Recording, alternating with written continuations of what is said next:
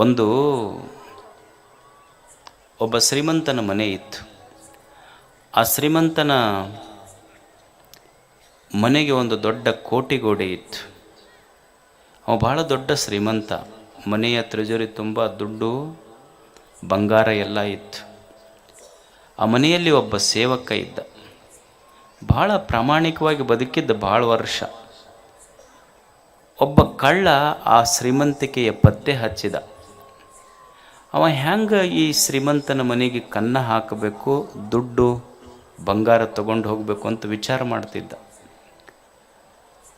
ಹೆಂಗೆ ಮಾಡಬೇಕು ಅಂತ ಗೊತ್ತಾಗಲಿಲ್ಲ. ಅವ್ರ ಮನ್ಯಾಗ ಒಬ್ಬ ಸೇವಕ ಇದ್ನಲ್ಲ, ಇವ ಕಳ್ಳ ಅವನ ದೋಸ್ತಿ ಮಾಡ್ಕೊಂಡಂತಾನ, ನೋಡು ನಿಮ್ಮ ಶ್ರೀಮಂತ ನೀನು ಎಷ್ಟು ವರ್ಷ ದುಡ್ದು ನಿನಗೇನು ಕೊಟ್ಟಾನ ಹೇಳು. ಬರೀ ತಿಂಗಳಿಗೆ 2,000 ರೂಪಾಯಿ ಕೊಟ್ಟಾನ, ವರ್ಷಕ್ಕೊಂದು ಜೊತೆ ಬಟ್ಟೆ ಕೊಟ್ಟಾನ ಅಷ್ಟ. ನನ್ನ ಸ್ನೇಹ ಮಾಡು, ನಿನಗೊಂದು ದಿವ್ಸಕ್ಕೆ 2 ಲಕ್ಷ ರೂಪಾಯಿ ಕೊಡ್ತೀನಿ 10 ನಿಮಿಷಕ್ಕೆ ಅಂದಿವ. ಯಾರು? ಕಳ್ಳ. ಅವ ಸೇವಕಂದ, ಏನು ಮಾಡ್ಬೇಕು ನಾನು? ನೀ ಏನೂ ಮಾಡೋದು ಬೇಡ. ನಿಮ್ಮ ಈ ಶ್ರೀಮಂತನ ಮನೆ ಇದೆಯಲ್ಲ, ದೊಡ್ಡ ಕೋಟೆ ಇದೆ, ಈ ಹಿತ್ತಲು ಬಾಕ್ಲು ಐತಲ್ಲ, ಅದಕ್ಕೆ ಹಿತ್ತಲು ಬಾಕ್ಲಿಗೆ ಕೀಲಿ ಹಾಕಿರೋದಿಲ್ಲ, ಬರೀ ಅಗಳಿ ಹಾಕಿರ್ತಾರೆ, ಹೌದಲ್ಲ? ಇವಾಗ ಕಳ್ಳ ಹೇಳ್ದವನಿಗೆ, ಹಿತ್ತಲು ಬಾಗಿಲಿಗೆ ಬರೀ ಅಗಳಿ ಹಾಕ್ಯಾರಲ್ಲ, ಅದನ್ನೊಂದು ಸ್ವಲ್ಪ ಸರಿಸಿಬಿಡು, ನಿನಗೆ 2 ಲಕ್ಷ ರೂಪಾಯಿ ಕೊಡ್ತೀನಿ. ಅವ ಸೇವಕ ಆಳ ಮಗ ಅಂದ, ಇಷ್ಟ ಕೆಲಸಕ್ಕೆ 2 ಲಕ್ಷ ರೂಪಾಯಿ, ಎಷ್ಟು ವರ್ಷ ದುಡ್ದೀನಿ, ಇನ್ನೂ ನನಗೇನೂ ಕೊಟ್ಟಿಲ್ಲ, ಬರೀ 2,000 ರೂಪಾಯಿ ಕೊಟ್ಟಾನ, ಬರೀ ಅಗಳಿ ಸರಿಸಿದ್ರೆ 2 ಲಕ್ಷ ರೂಪಾಯಿ ಸಿಗ್ತೈತೆ ಅಂದ್ರೆ ಓಕೆ ಅಂದವ. ಕಳ್ಳ 2 ಲಕ್ಷ ಕೊಟ್ಟಿವನಿಗೆ. ಇವ ಆಳ ಮನುಷ್ಯ ರಾತ್ರಿ 12ಕ್ಕೆ ಅಗಳಿ ಸರಿಸಿ ಒಳಗೆ ಹೋಗಿ ಇನ್ನೇನು ಕೀಲಿ ತೆಗಿಬೇಕಂತಿದ್ದ. ಅಲ್ಲೊಂದು ನಾಯಿ ಕುಂತಿತ್ತು, ಅದು ಗುರ್ರಂತದು. ಇವ ಏನು ಮಾಡ್ದ, ಹಿಂಗೊಂದು ಬಿಸ್ಕಿಟ್ ಹೋಗೋದು ಅದಕ್ಕೆ, ಅದು ನಾಯಿ ಮತ್ತೆ ಗುರ್ರಂತದು. ಇವ ಒಂದು ಕಳ್ಳ, ಅಲ್ಲೋ ಬಿಸ್ಕಿಟ್ ಹಾಕಿನಿ ಮತ್ತೆ ಯಾಕೆ ಗುರ್ರಂತಿ ನೀನು? ಅವಾಗ ನಾಯಿ ಅಂತೂ, ಹಿಂಗೆ ಲಂಚ ತೊಗೊಂಡು ಸುಮ್ಮನೆ ಇರಾಕ ನಮ್ಮನೇನು ಮನುಷ್ಯರು ಮಾಡಿ ಏನೇನಂತದ ನಾಯಿ. ಅವ ಅಂದ, ಮತ್ತೆ ಬ್ರೆಡ್ ಹೋಗದವ ನಾಯಿಗೆ. ಅವಾಗ ನಾಯಿ ಹೇಳ್ತು, ಮನುಷ್ಯನೇ ತಿಳ್ಕೊ, ಅನ್ನ ಉಂಡ ಮನೆಗೆ ಕನ್ನ ಹಾಕೋರು ಮನುಷ್ಯರು ಹಾಕ್ತಾರೆ ಹೊರತು ನಾಯಿಗಳು ಹಾಕೋದಿಲ್ಲ. ನಾವು ನಮ್ಮ ಜಾತಿಯೊಳಗಿಲ್ಲ, ಮನುಷ್ಯರ ಜಾತಿಯೊಳಗಿರ್ಬೋದು. ಅದು ಒಂದು ನಾಯಿ ಹೇಗೆ ಬದುಕ್ತಿದೆ ನೋಡಿ. ಅದಕ್ಕೆ ಮನುಷ್ಯ ಬದುಕುವುದನ್ನು ಕಲಿಬೇಕು. ಅದಕ್ಕೆ ನೋಡ್ರಿ, ನೀವು ನ್ಯಾಷನಲ್ ಎನಿಮಲ್ ಅಂತ ಮಾಡ್ಯಾರ, ನ್ಯಾಷನಲ್ ಬರ್ಡ್ ಅಂತ ಮಾಡ್ಯಾರ, ಒಬ್ಬರನ್ನರ ಪುಣ್ಯಾತ್ಮ ನೀವು ನ್ಯಾಷನಲ್ ಮ್ಯಾನ್ ಅಂತ ಮಾಡ್ಯಾರ. ಮತ್ತು ನೀವು ನೋಡ್ರಿ, ಎಷ್ಟೋ ಬ್ಯಾಂಕ್ಗಳಿಗೆಲ್ಲ ನಾಯಿ ಚಿತ್ರ ಹಾಕ್ಯಾರ ಇಲ್ಲ. ಮತ್ತು ಈ KSRTC ಅವರು ಗರುಡನ ಚಿತ್ರ ಹಾಕ್ಯಾರ. ಎಲ್ಲರ ಒಂದು ಕಡೆ ಮನುಷ್ಯನ ಚಿತ್ರ, ಇವರು ಬರೀ ಒಂದೇ ಜಾಗದಾಗ ಇರೋದು. ನಿಮ್ಮ ಚಿತ್ರ ಎಲ್ಲಿ ಹಾಕ್ಯಾರ? ಪುರುಷ ಮತ್ತು ಮಹಿಳಾ, ಅಲ್ಲಷ್ಟೇ ಇವನ್ ಚಿತ್ರ ಇರೋದು. ಇವ ಬರೇ ಉಂಡದ ಕೆಲಸ ಮಾಡ್ತಾನೆ, ಮತ್ತೇನೂ ಮಾಡೋದಿಲ್ಲ. ಅದಕ್ಕೆ ಯೋಗ್ಯ. ಸುಮ್ಮನೆ ನಾಯಿಗೆ ಬಳಸ್ಕೊಂಡಾರೆ ಎಷ್ಟೋ ಮಂದಿ ಬ್ಯಾಂಕಿನವರು, ಪಕ್ಷಿಗಳಿಗೆ ಬಳಸ್ಕೊಂಡಾರೆ. ಇವಂದು ಒಂದರ ಚಿತ್ರ ಅಪ್ಪಂದು ಎಲ್ಲರ. ಇವ ಅಂಥದ್ದು ಮಾಡಿದ್ರೆ ಹಾಕಬೇಕ ಇವಂದು ಕೆಲಸ. ಬದುಕಬೇಕಲ್ಲ ಮನುಷ್ಯ. ಹೇಗೆ ಬದುಕ್ಯಾರ ಜಗತ್ತಿನೊಳಗೆ? ಎಷ್ಟು ಜನ ಎಷ್ಟು ಅದ್ಭುತವಾಗಿ ಬದುಕ್ಯಾರ. You must have heard this name, Varghese Kurien. Varghese Kurien ಬಗ್ಗೆ ಎಷ್ಟು ಮಂದಿ ಕೇಳಿರಿ ನೀವು? ಇವತ್ತೆಲ್ಲ ಅಮೂಲ್ ಡೈರಿ ಬಗ್ಗೆ ಕೇಳಿರಿಲ್ಲ? ಅಮೂಲ್ ಡೈರಿ ಒಂದು ಕಾನ್ಫರೆನ್ಸ್ನೊಳಗೆ ವರ್ಗೀಸ್ ಕುರಿಯನ್ ಅಮೂಲ್ ಡೈರಿಯ ಸಂಸ್ಥಾಪಕ ಆತ. ಒಂದು ಸಲ ಒಂದು ಕಾನ್ಫರೆನ್ಸ್ನೊಳಗೆ ಬ್ರಿಟಿಷರು ವರ್ಗೀಸ್ ಕುರಿಯನ್ನಿಗೆ ಅಂದ್ರಂತ. ಏನಂದ್ರು ಅಂದರೆ, ಒಂದು ಮಾತಂದ್ರಂತ, Indian milk is like a England gutter water ಅಂದ್ರಂತ. ನಿಮ್ಮ ಭಾರತದ ಹಾಲು ಅಂದ್ರೆ ಏನು?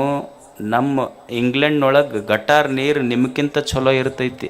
ನಿಮ್ಮ ಭಾರತದ ಹಾಲಿಗಿಂತ ನಮ್ಮ ಇಂಗ್ಲೆಂಡ್ ಗಟಾರ್ ನೀರು ಚಲೋ ಇರ್ತೈತಿ ಅಂದ್ರೆ ಅವ್ರು. Verghese Kurien was a young and dynamic man. ಹುಡುಗ ಇದು ಒಂದೇ ಮಾತು ಸಾಕತ್ತ. ಅವ ಬಂದು ಭಾರತದೊಳಗೆ, ಗುಜರಾತದೊಳಗೆ ನೀವೆಲ್ಲ ಕೇಳಿರಬೇಕು, ಅಮೂಲ್ ಡೈರಿ ಶುರು ಮಾಡಿದ್ರು. ಒಂದು ಕೋಆಪ್ರೇಟಿವ್ ಸಿಸ್ಟಮ್ ಶುರು ಮಾಡಿ,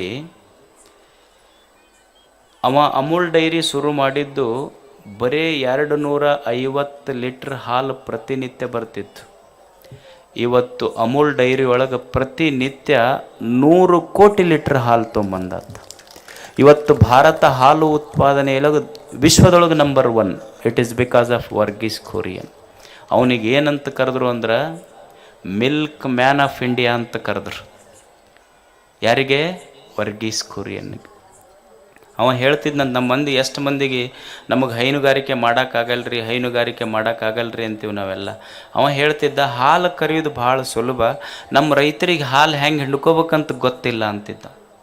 ಅವ ಹೇಳ್ತಿದ್ನಂತ, ನಿನ್ನ ಆಕಳು ಹಾಲು ಕೊಡ್ಬೇಕಾದ್ರೆ ಏನೂ ಮಾಡಬೇಡ, ಅದಕ್ಕೊಂದು ಸ್ವಲ್ಪ ಚಲೋ ನೀರು ಕೊಡಿಸು, 1 ಲೀಟ್ರ್ ಹಾಲು ಕೊಡ್ತೈತಿ. ಮತ್ತು ಅದ್ರ ಮುಂದೊಂದಿಷ್ಟು ಹಸಿರು ಹುಲ್ಲಿಡು, ಮತ್ತೊಂದು ಲೀಟ್ರ್ ಹಾಲು ಕೊಡ್ತೈತಿ. ಮತ್ತೊಂದಿಷ್ಟು ಅದ್ರ ಮುಂದೊಂದಿಷ್ಟು ಕಾಳ ಕಡಿ ಇಡು, ಮತ್ತೊಂದು ಲೀಟ್ರ್ ಕೊಡ್ತೈತಿ. ಎಷ್ಟು ಲೀಟ್ರ್ ಅದು? 3 ಲೀಟ್ರ್ ಆಯ್ತು. ಆ ಆಕಳ ಮೇಲೆ ಒಂದು ಸ್ವಲ್ಪ ಪ್ರೀತಿಯಿಂದ ಕೈ ಆಡಿಸು, ಮತ್ತೊಂದು ಲೀಟ್ರ್ ಕೊಡ್ತೈತಿ. ಮತ್ತು ಅದಕ್ಕೆ ಮ್ಯಾಲೆ ಒಂದಿಷ್ಟು ನೆಳ್ಳು ಮಾಡು, ಮತ್ತೊಂದು ಲೀಟ್ರ್ ಕೊಡ್ತೈತಿ.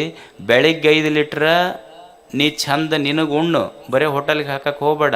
ರಾತ್ರಿ 5 ಲೀಟ್ರ್ ನನಗೆ ಕೊಡು, ನೀನು ಶ್ರೀಮಂತ, ನಾನು ಶ್ರೀಮಂತ, ದೇಶ ಶ್ರೀಮಂತ ಆಗ್ತೈತೆ ಅಂತ ಹೇಳ್ತಿದ್ದ ವರ್ಗೀಸ್ ಕುರಿಯನ್. ಅವನಿಗೆ ಮಿಲ್ಕ್ ಮ್ಯಾನ್ ಆಫ್ ಇಂಡಿಯಾ ಅಂತ ಕರೆದ್ರು.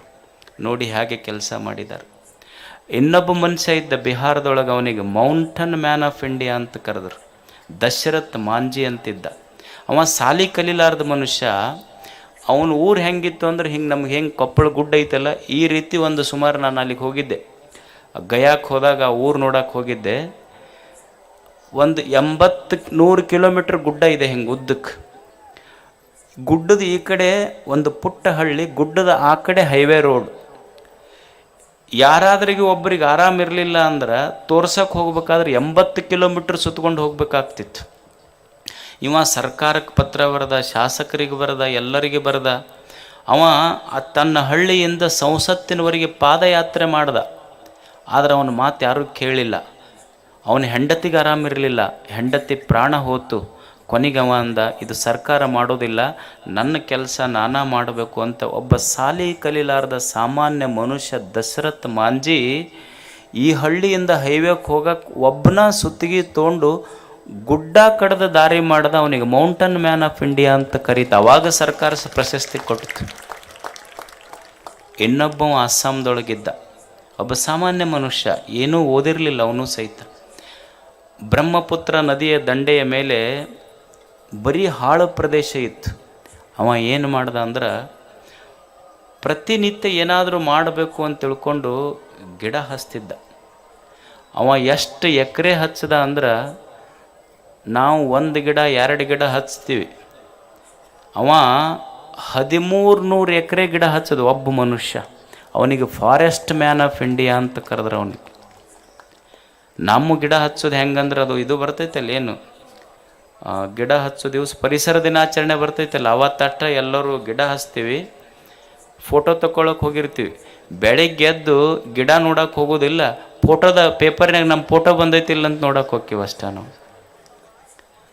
ಒಬ್ಬ ಮಿಲ್ಕ್ ಮ್ಯಾನ್ ಆಫ್ ಇಂಡಿಯಾ, ಒಬ್ಬ ಮೌಂಟೇನ್ ಮ್ಯಾನ್ ಆಫ್ ಇಂಡಿಯಾ, ಒಬ್ಬ ಫಾರೆಸ್ಟ್ ಮ್ಯಾನ್ ಆಫ್ ಇಂಡಿಯಾ.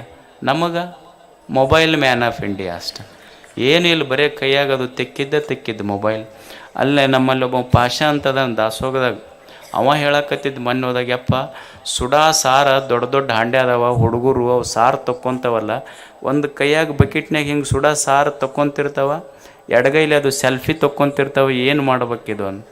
ಅಲ್ಲೋ ಸ್ವಲ್ಪ ಹೇಳಬೇಕಿಲ್ಲ ಅಂದು. ಅವ ಹೇಳ್ದ, ಯಪ್ಪ ಕೈಯಾಗ ಸುಡಾ ಸಾರು ಇರ್ತೈತಿ, ಹಿಂಗೆ ಸೆಲ್ಫಿ ತೊಕ್ಕೊಂತಿರ್ತಾವ, ಅದು ಅಕಸ್ಮಾತ್ ಹೊರಗೆ ಬಿದ್ದರು ಸೆಲ್ಫಿ ಮತ್ತು ಸಾರಿನೊಳಗೆ ಬಿದ್ದರೆ ಹಲ್ಪಿನಾಗ ಹೋಗ್ತಾರವ್ರು, ಹಲ್ಪಿನೇ ಹಾಕ್ಕಾರಪ್ಪ ನಾವು. ಗೊತ್ತಾಗಬೇಕಲ್ಲ ಮನುಷ್ಯಕ್ಕೆ ಜಗತ್ತು ಎಷ್ಟು ಒಳ್ಳೆ ಕೆಲಸಗಳನ್ನು ಮಾಡಿದೆ. ಅದಕ್ಕೆ ಮನುಷ್ಯನಿಗೆ ಈ ಪ್ರಜ್ಞೆ ಇರಬೇಕು. ನಾವು ಸಹಿತ ಈ ಜಗತ್ತಿಗೆ ಬಂದ ಮೇಲೆ ಏನಾದರೂ ಒಳ್ಳೆಯ ಕೆಲಸಗಳನ್ನು ಮಾಡಿ ಹೋಗೋದು ಕಲಿಬೇಕು ಮನುಷ್ಯ. ನನ್ನ ಜೀವನದೊಳಗೆ ನಮಗೆ ಹಣ್ಣು ಆಗದೆ ಆಗಲಿಕ್ಕೆ ಸಾಧ್ಯ ಇದ್ದರೂ ಸಹಿತ, ಹಣ್ಣಾಗದಿದ್ದರೂ ಪರವಾಗಿಲ್ಲ, ಇನ್ನೊಬ್ಬರ ಬದುಕಿಗೆ ಹುಣ್ಣಾಗಬಾರದು ನಾವು ಅಷ್ಟೆ. ನನಗೆ ದೀಪ ಹಚ್ಚುವ ಶಕ್ತಿ ಮನಸ್ಸು ಇರದೇ ಇದ್ದರೂ ಹಚ್ಚಿದ ದೀಪ ಆರಿಸಬಾರದು ಮನುಷ್ಯ. ನನಗೆ ಇನ್ನೊಬ್ಬರ ತಾಟಿನೊಳಗೆ ಅನ್ನ ನೀಡಲಿಕ್ಕೆ ಸಾಧ್ಯ ಇರದೇ ಇದ್ದರೂ ಸಹಿತ, ಇನ್ನೊಬ್ಬರ ತಾಟಿನೊಳಗೆ ಅನ್ನ ನೀಡ್ಲಿಕ್ಕೆ ನನಗೆ ಮನಸ್ಸು ಇರದೇ ಇದ್ದರೂ ಸಹಿತ ಅವ್ರು ಉಣ್ಣುವ ತಟ್ಟೆಯೊಳಗೆ ಮಣ್ಣು ಮಾತ್ರ ಹಾಕಬಾರ್ದು ಮನುಷ್ಯ. ಇದು ಕಲಿಬೇಕು. ನನಗೆ ಇನ್ನೊಬ್ಬರ ಕಣ್ಣೀರು ಒರೆಸುವ ಶಕ್ತಿ ಇರದೇ ಇದ್ದರೂ ಸಹಿತ ಇನ್ನೊಬ್ಬರ ಕಣ್ಣಾಗ ನೀರು ಬರೆಸುವ ಕೆಲಸ ಅಂತೂ ಮಾಡಲೇಬಾರ್ದು ಮನುಷ್ಯ.